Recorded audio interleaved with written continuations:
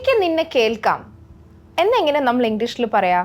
നമുക്കൊന്ന് നോക്കാം. അങ്ങനെയുള്ള കുറച്ച് സെൻറ്റൻസസ് നമുക്ക് നോക്കാം. Okay, so the first one is എനിക്ക് നിന്നെ കേൾക്കാം. എങ്ങനെയാ പറയാ?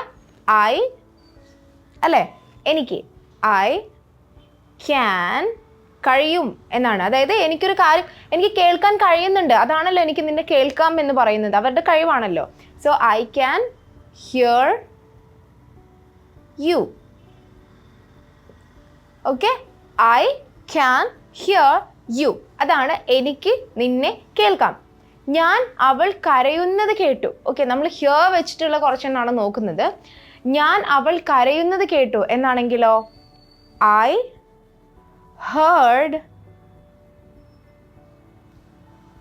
her crying.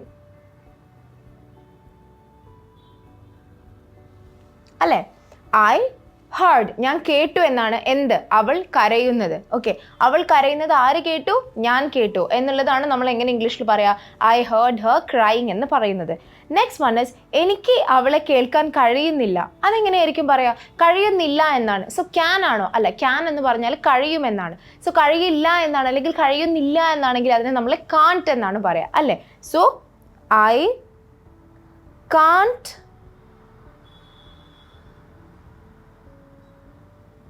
ഹിയർ ഹർ, അല്ലേ? എനിക്ക് അവളെ കേൾക്കാൻ കഴിയുന്നില്ല. I can't hear her. എനിക്ക് നിന്നെ കേൾക്കാം. I can hear you. ഞാൻ അവൾ കരയുന്നത് കേട്ടു. I heard her crying. എനിക്ക് അവളെ കേൾക്കാൻ കഴിയുന്നില്ല. I can't hear her. എനിക്ക് അവളെ കേൾക്കാൻ കഴിയുന്നില്ല. അവൾ കരയുന്നത് ഞാൻ കേട്ടിട്ടില്ല. അവൾ കരയുന്നത് ഞാൻ കേട്ടിട്ടില്ല. എങ്ങനെയായിരിക്കും നമ്മൾ ഇംഗ്ലീഷിൽ പറയാം? Please comment it down. And I hope this video was useful. To know more about the course details in English Cafe, please click the link in the description. Thank you.